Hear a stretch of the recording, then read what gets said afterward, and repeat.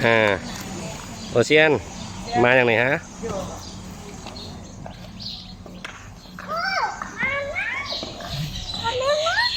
โนมาจับเดือเปื้อนเด้อ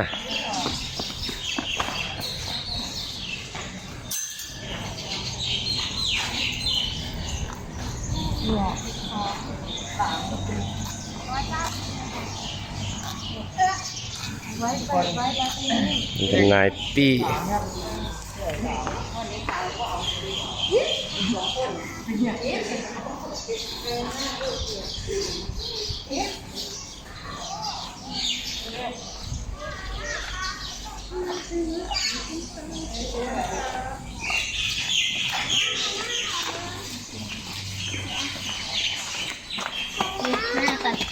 อันเจ๊ที่นั่นเตะนี่เลยทุกครั้งเลยอะไรหน้าหายเจ้า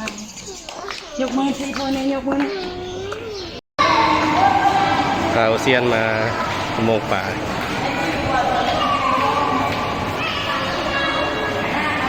เกรเซียน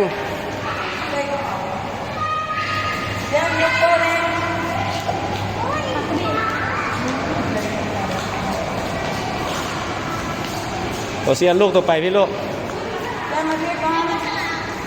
มาต้องไปตามลำดับลูก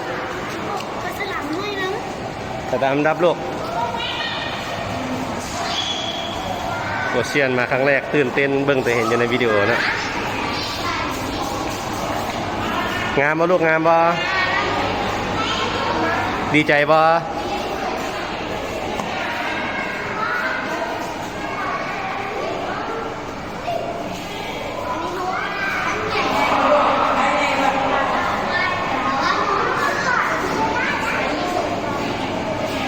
โอ้ไปเอิน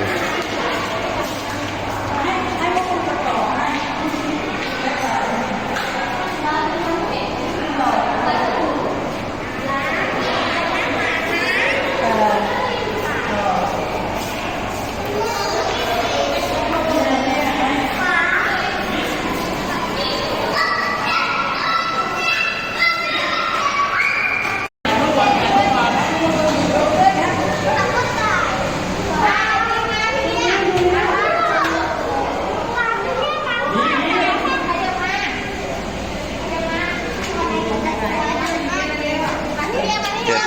ทีมใหญ่ทีมใหญ่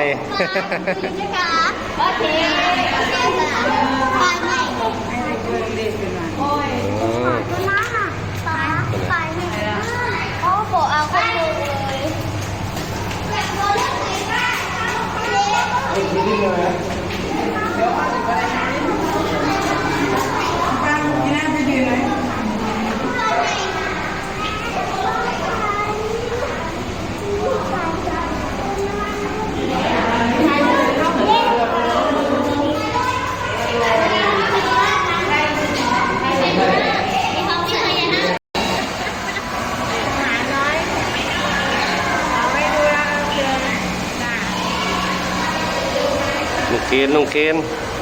เอาเข้าจันจักเลาะจักโตบ่เนี่ยเข้าจันบ่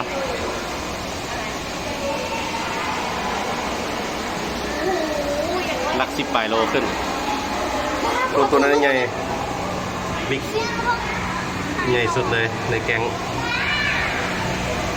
เจ๊ใช้พลังหายตัวดำๆนะเข้าจันน่าจะแตกโป๊ะ